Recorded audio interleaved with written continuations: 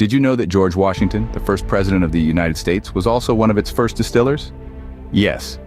Our revered founding father had a penchant for alcoholic beverages that played a significant role in his life. Today, we delve into this less-known aspect of Washington's life from his early years to his final days. George Washington's journey with alcohol started in his early years in Virginia. Born into a prosperous farming family in 1732, young George would have been introduced to alcohol as a normal part of colonial life.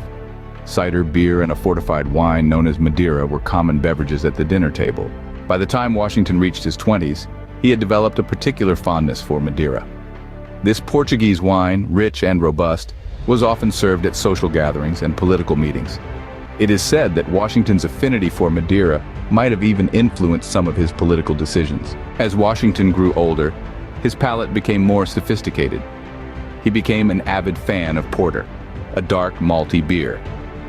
He was also known to enjoy punch, a concoction of spirits, water, fruit juice, and spices.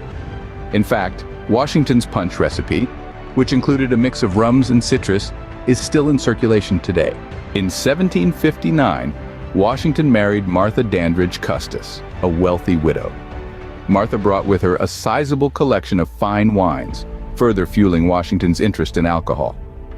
The couple often hosted lavish parties at their Mount Vernon home, where guests indulged in a variety of alcoholic beverages. Now, don't think of Washington as merely an alcohol enthusiast. He was also a producer. In 1797, after his presidency, Washington established one of the nation's first large-scale whiskey distilleries at his Mount Vernon estate. He saw the business potential in distilled spirits and jumped on the opportunity.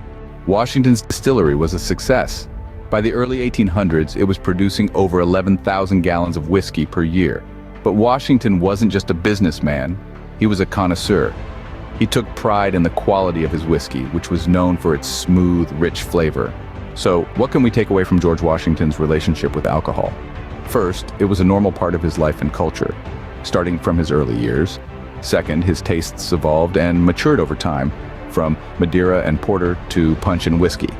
And finally, his interest in alcohol extended beyond consumption to production, resulting in a successful distillery business.